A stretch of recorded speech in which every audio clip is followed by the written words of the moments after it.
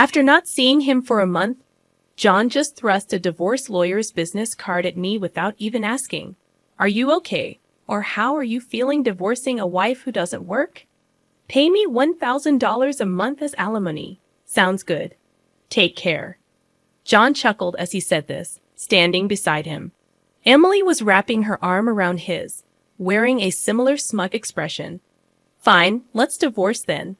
I said it so casually that John seemed a bit surprised, but he quickly shared his smile with Emily. Good thing John isn't much of a thinker. It makes my plan easier to execute. After the divorce papers got approved, I decided to start my revenge plan on both of them. I will make them cry as a celebration of my recovery. My name is Sarah Wolf.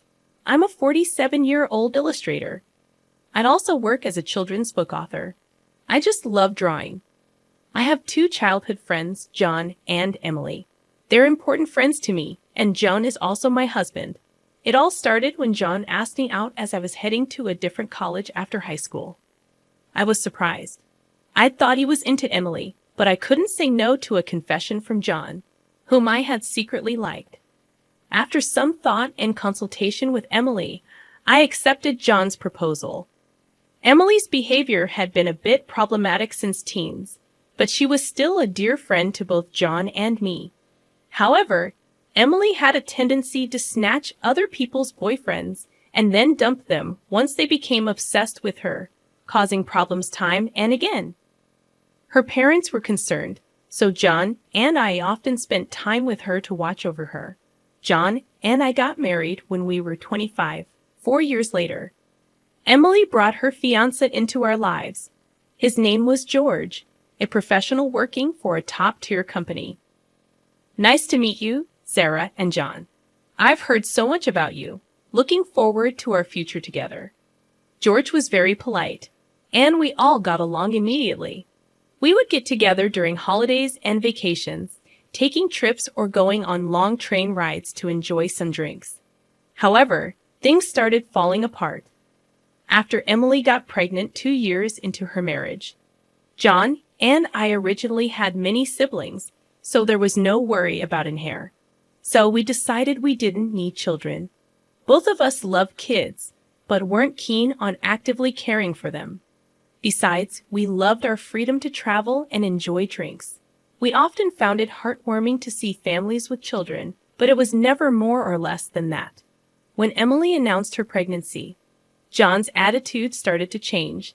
He quit smoking because Emily said she couldn't stand the smell, and even offered to drive her to doctor's appointments using his vacation days.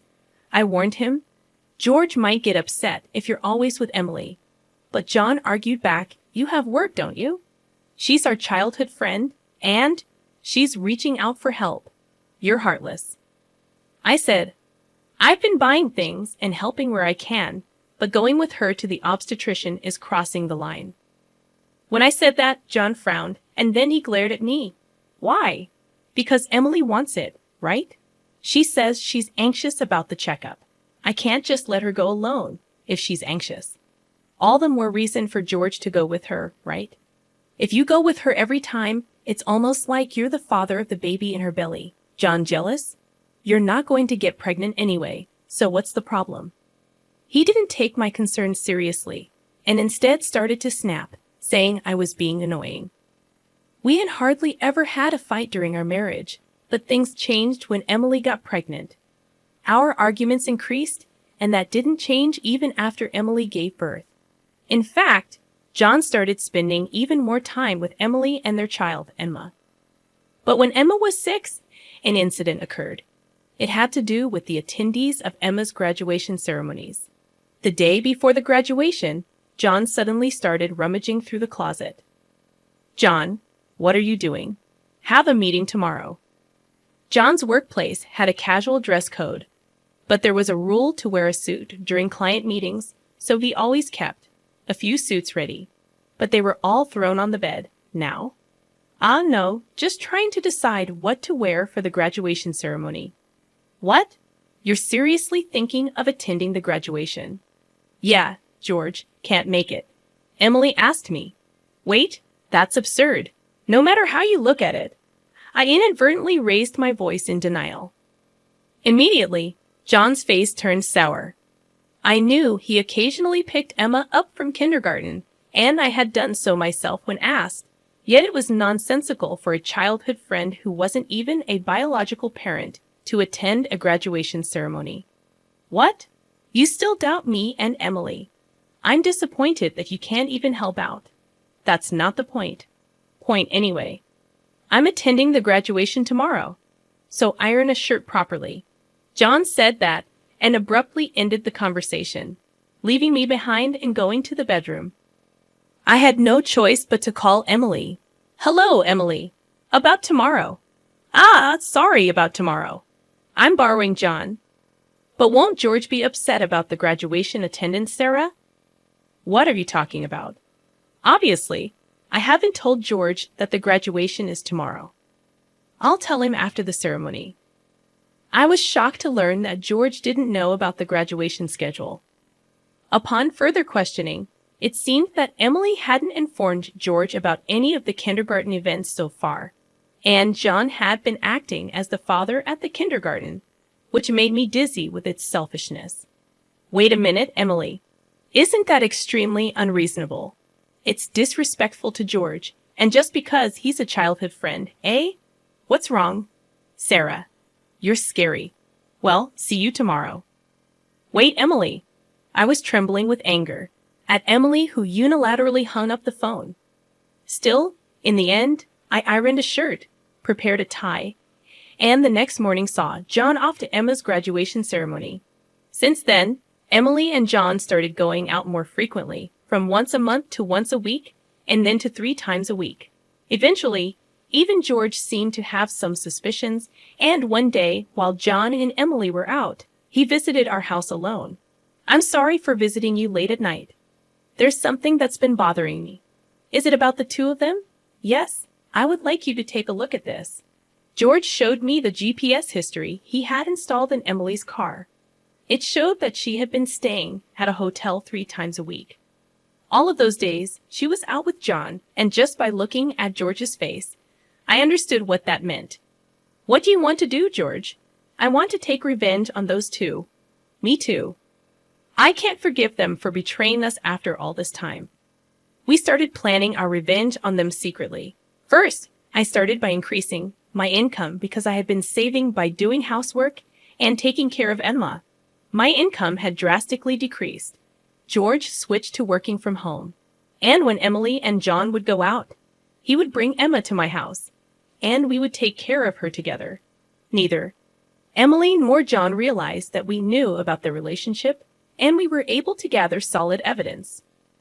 Once we had collected enough evidence and were ready to take our revenge, we discovered a shocking truth about Emma. George and I struggled with the decision, but we both agreed that we didn't want to hurt young Emma, so we decided to wait until she was an adult to take our revenge. However, even though we decided to endure for 10 years, I was struck with a serious illness. I needed long-term hospitalization, and even at best, I wouldn't be discharged for at least 2 years. Although I could work from the hospital room, it was certain that I would have to reduce my workload. After informing George about the situation, I consulted John. However, John's reaction was no different from when we were making small talk. I'll visit you once in a while. I felt that John no longer had any affection for me, as he didn't even ask about my condition or the name of the disease. In reality, John only visited once a month or once every 2 months, and after Emma's 15th birthday, she started acting strangely. Although she used to visit me almost every day right after I was hospitalized, she became distant after her 15th birthday. However, neither George nor I could figure out why, and we were puzzled. Even when we asked Emma, she just said, "Don't worry about it." However, we ended up learning the reason from John, who rarely showed up. Hey, it's been a while. Yeah, it has. John, who had completely transformed into a flashy appearance, walked in without even knocking. After not seeing him for a month, John just thrust a divorce lawyer's business card at me without even asking, "Are you okay, Or how are you feeling divorcing a wife who doesn't work? Pay me $1,000 a month as alimony. That's the deal. So take care, John said, grinning from ear to ear. Beside him, Emily wrapped her arms around John's with a similar expression on her face. Fine, let's divorce then, I casually agreed, which seemed to surprise John for a moment. But he quickly exchanged smiles with Emily. It was good that John wasn't the type to think too deeply. That's why my plan worked so well. After receiving a notification that the divorce was finalized from John, I decided to start my revenge plan against the two of them. I will make them cry as a celebration of my recovery. I promptly started to take action. First, I contacted George to transfer hospitals. Then I informed my lawyer that they would be mediating between the two parties from now on. George also began to act at the same time. He moved near my new hospital with Emma, and he started to visit me frequently. Emma still had a gloomy expression, but I was happy that she came to see me every day. Most of my belongings were already in the hospital room. So I told John to dispose of the rest. I didn't want to bring anything that the two of them might have touched into my new life. Once the hospital transfer and George and Emma's move settled down, I received a call from John. I had only left my seat for a few minutes, but my smartphone already showed 30 missed calls. I answered the phone, feeling exasperated. What? Hey, what the hell is going on? I could hear the voice of a troubled real estate agent behind John's panicked voice. I also heard Emily yelling, which made me feel sick. What do you mean? What's going on? It's obviously about the house. Why do we have to move out? John shouted at me as if it wasn't his fault at all. I replied to him coolly, obviously because that's my house. Huh. John seemed to have completely forgotten. But the truth was the house we lived in was a room I rented as a workspace. When I started to make a living as a freelancer, at that time, I didn't have enough income to maintain two houses, and John didn't have enough income to live alone. So he ended up moving into my place. Therefore, Jan had never paid the rent or utility bills for that room. Although I received some money from him for living expenses, it wasn't enough to maintain the place. Unfortunately, that room was already canceled. It was far from the hospital I transferred to, so I had processed the cancellation the day after submitting the divorce papers. I didn't inform him because the real estate agent who knew the situation said they would contact him. George and Emma suddenly disappeared, and our house was sold. What are we going to do about our new house? I don't know. Maybe stay in a business hotel for now. As I turned on the speaker and started working, John yelled in frustration, "Don't screw with me." However, he seemed to remember something and started speaking in a more soothing tone. Well, whatever. When will you transfer the money? We're running low on cash. What are you talking about? Huh? Don't mess around. I told you to pay $1,000, didn't I? Oh, I don't recall agreeing to that. My nonchalant response was met with incoherent screaming from John on the other end of the phone. Apparently, he thought he could get money from me and had been squandering it. Even if he had $1,000 left, how did he plan to get by for the rest of the month? Hey, don't just stay silent. Say something. There's really nothing to talk about. My retort left John momentarily dumbfounded, but he soon started yelling again, growing increasingly annoyed. I addressed John in as cheerful a tone as I could muster. Anyway, we're basically strangers now, so please don't contact me anymore. You'll hear from my lawyer. Huh? Lawyer? Hey, wait a minute. I hung up without listening to John's response. He tried calling back several times, but I ignored it, and eventually the calls stopped. However, angry that I didn't answer, John started ignoring calls from my lawyer. He certainly had a childish side, but I never imagined he'd be the kind of person who didn't mind causing trouble for others. I sighed deeply at John's selfishness. A few months later, after a temporary discharge from the hospital, I visited John's parents' house. In front of me were John and Emily, both looking small and trembling. You telling my parents is a low blow. Oh, I just reported that we got divorced.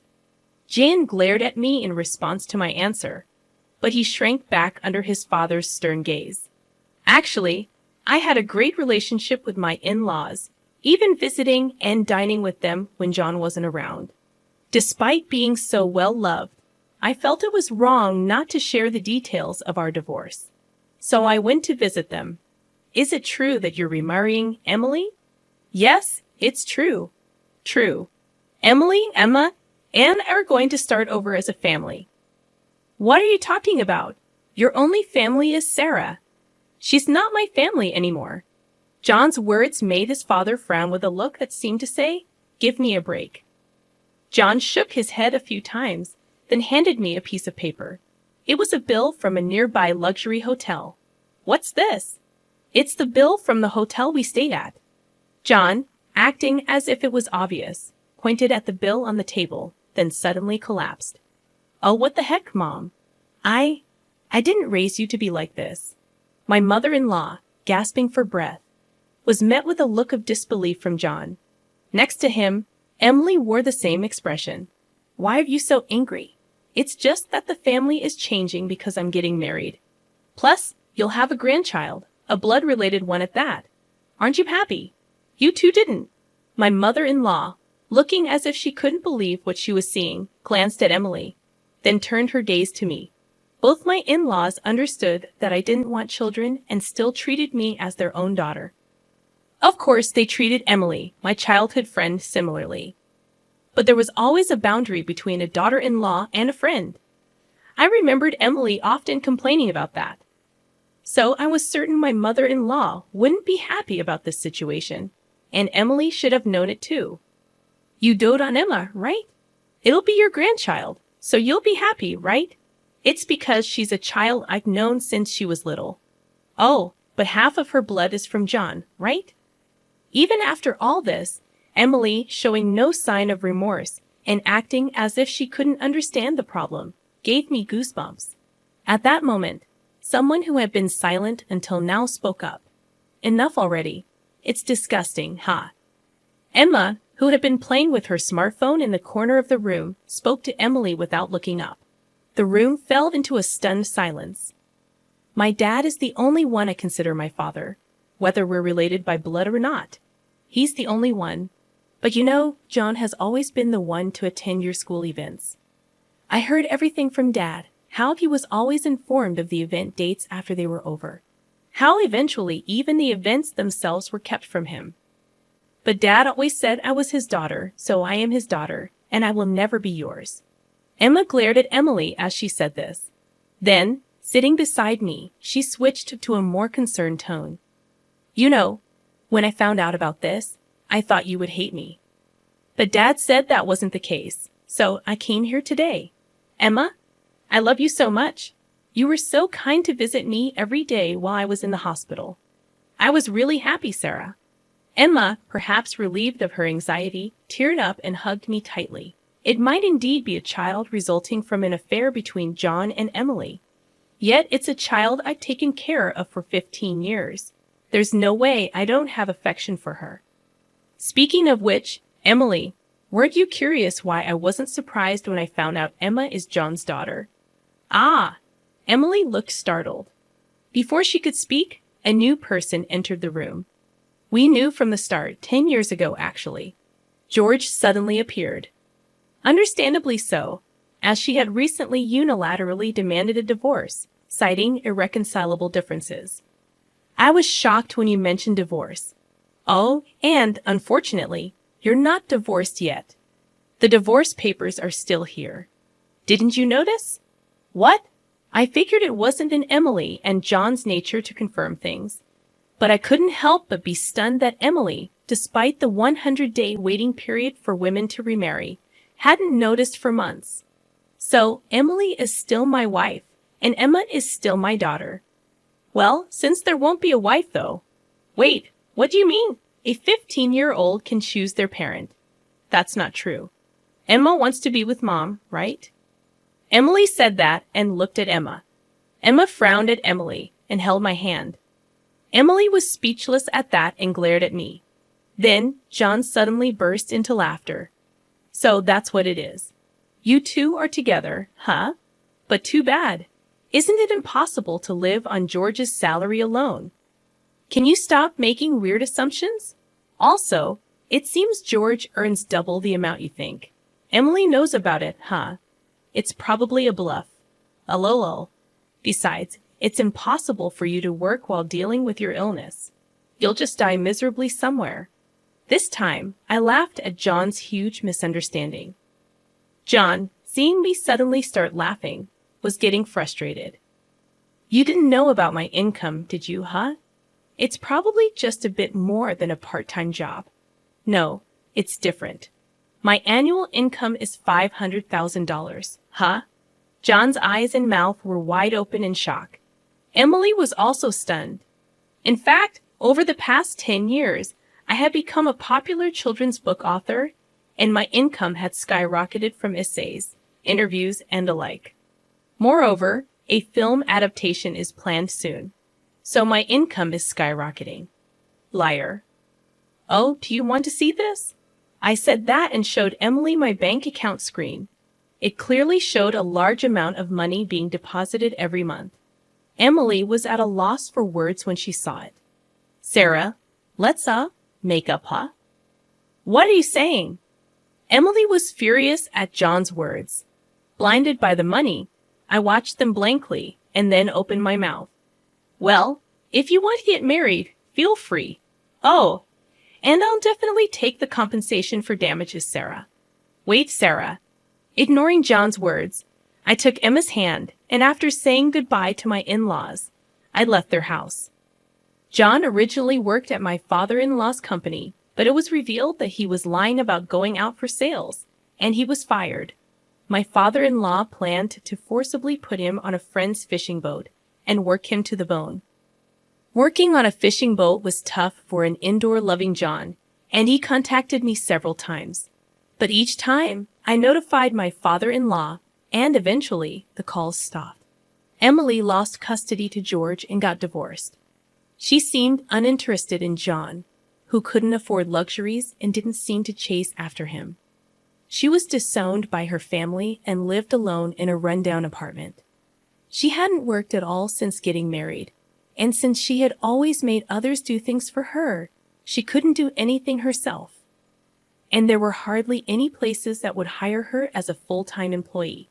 Still, she had to pay for her living expenses and child support, so she worked multiple part-time jobs and barely made ends meet. After entering high school, Emma worked hard every day to study abroad and go to a prestigious university overseas. Being originally diligent, her dream is to translate my picture books and deliver them to children all over the world, which makes me happy. As for me, my picture books are selling well, and I am receiving more and more offers for anime adaptations and merchandise. My illness is also progressing well, and although I am still hospitalized, my doctor recently told me that I might be able to leave the hospital next year. And one more thing, George and Emma come to visit me every day. Actually, George recently confessed to me with remarriage in mind. I haven't given my answer yet, but I can't help but have feelings for him. He said he wants to live together when I leave the hospital. While thinking about what to answer, I work on my picture books every day, hoping for a happy future for us. I weave stories again today.